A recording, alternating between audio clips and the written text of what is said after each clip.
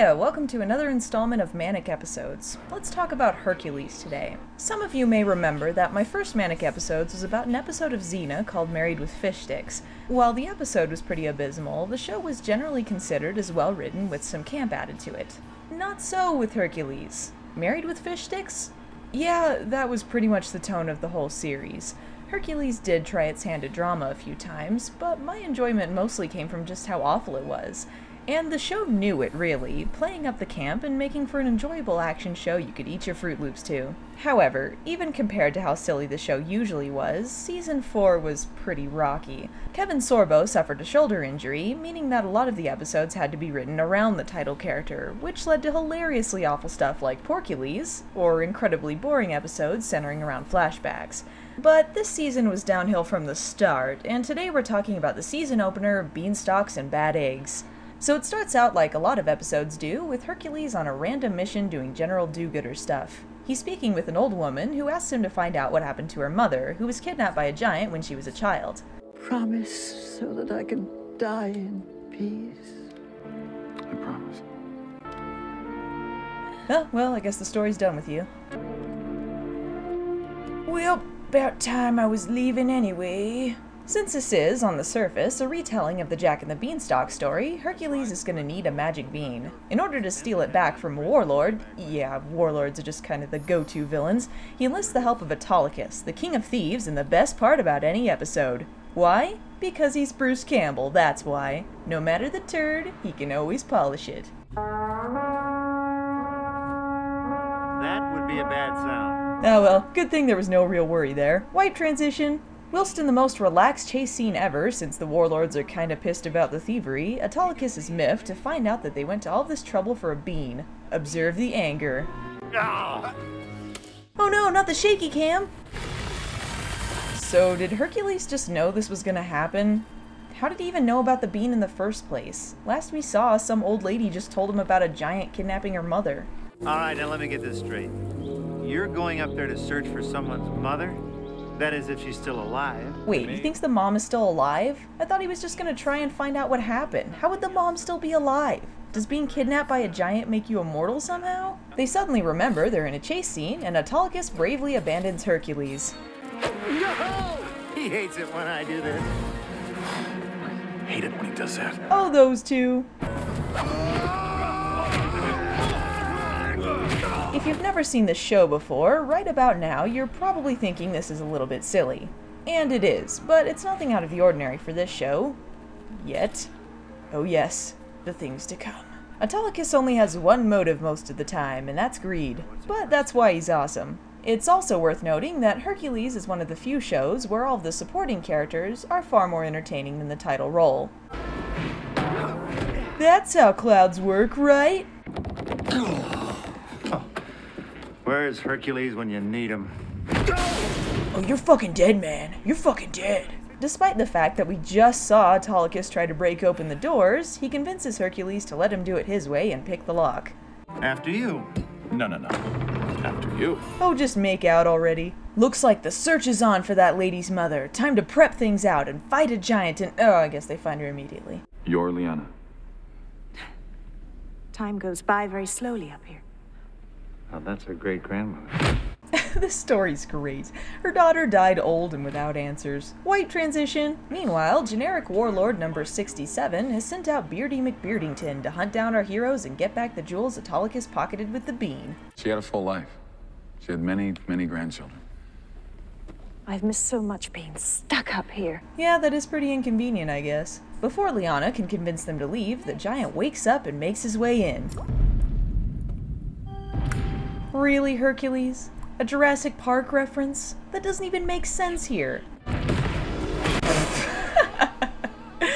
And now you know why people love this show. The giant is named Typhoon, the brother of another giant Hercules encountered in a previous episode. This fact has no relevance to anything, they just wanted the guy from Beetlejuice back to play a giant again. Except this time, he's mean! Someone's after fee-fi-fo-fum.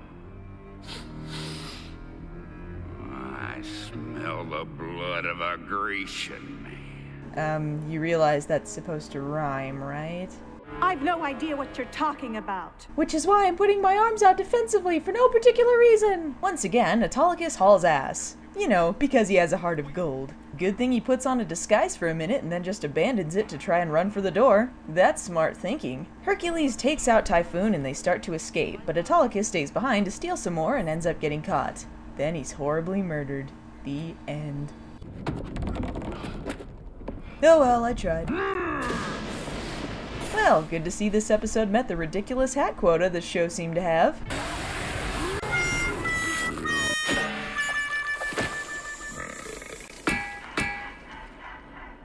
Too much iron in this diet. Boo! Can't you stop acting like a bully just once?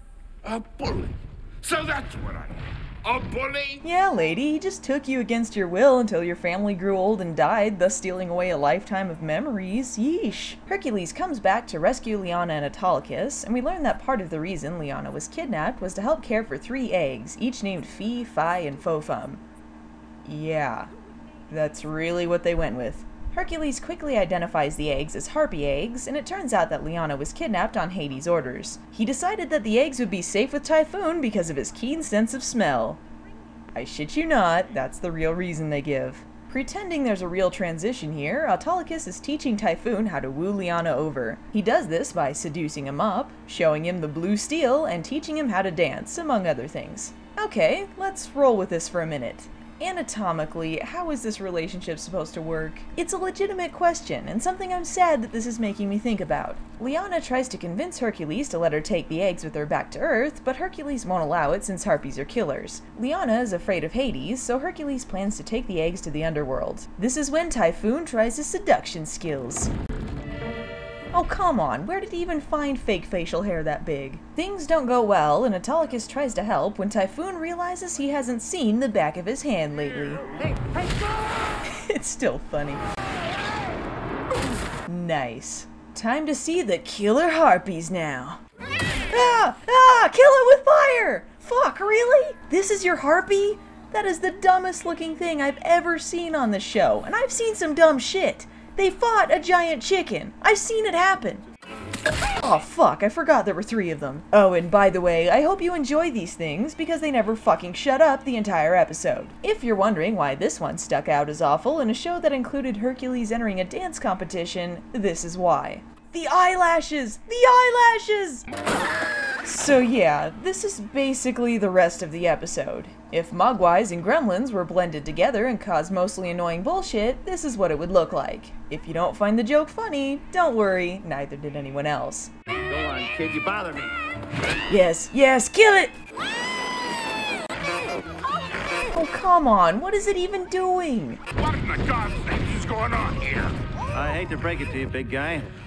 You've got herpes. No, not even on this show, come on! Rather than sit through the stuff of nightmares, I'll skip through most of the inane bullshit and get to the important stuff. Typhoon locks our heroes up, and for some reason, Hercules can't bend the bars of their cage. Doesn't make any sense.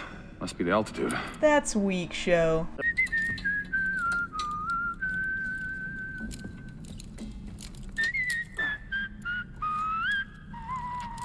Oh, come on, you're gonna steal that from Gremlins? You could at least try to be a little less blatant. They convince the little fucker to give them the key, and Hercules escapes, leaving Autolycus in there while he talks to Typhoon. Typhoon doesn't seem to respond to this well. Oh, come on, why did he even have an anvil? After the wacky anvil to the head incident, Hercules puts on his Hercules Love Doctor persona and tells Typhoon that he needs to tell Liana how he really feels. Also, the kidnapping thing might be a bit of a turnoff. Run! Run while you still can! Typhoon has a change of heart and sets everyone free when they realize that the Gremlins have disappeared. And nothing of value was lost. So it turns out the dumb shits have flown toward the Beanstalk, so Hercules and Autolycus have to go get them. Yes, don't let them get hurt. Does it really matter? Remember, according to the actual dialogue from this episode, these things will grow up to kill people. This is anti-comedy! This pointless slapstick goes on for what seems like forever before we finally get to the big fight of the episode. And Hercules fights a giant purple penis. Not even joking. I mean, holy crap, did nobody check this? Didn't anyone realize while they were designing this that, hey, that kinda looks like somebody's junk? I've seen some negligent designs, but wow. This is just the cherry on the poop sundae. With the phallic symbol vanquished, it looks like things are oh wait, the little fudgesicles climb down the beanstalk and Hercules has to go get them again. And can anyone tell me why these things are bothering climbing at all? They can fly!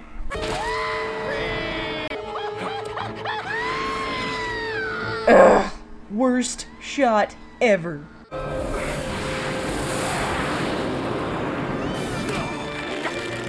Please, please just end. Do me a favor. Stay off the beanstalk. Without any further ado, the Gremlins are still annoying little shits, Liana develops Stockholm Syndrome, and Autolycus swings away, stealing Hercules' heart. End. Alright, so Hercules may not have been a well-made show, but don't let this episode fool you. Amidst the crap, there are some actually funny episodes. You just have to remember that the appeal of the show is in just how stupid it is, and that can go either way. The show had some clever anachronisms, terrible one-liners, and charm, and that's what made it a fun, no-brainer program. Just stay away from the animatronic gremlin things.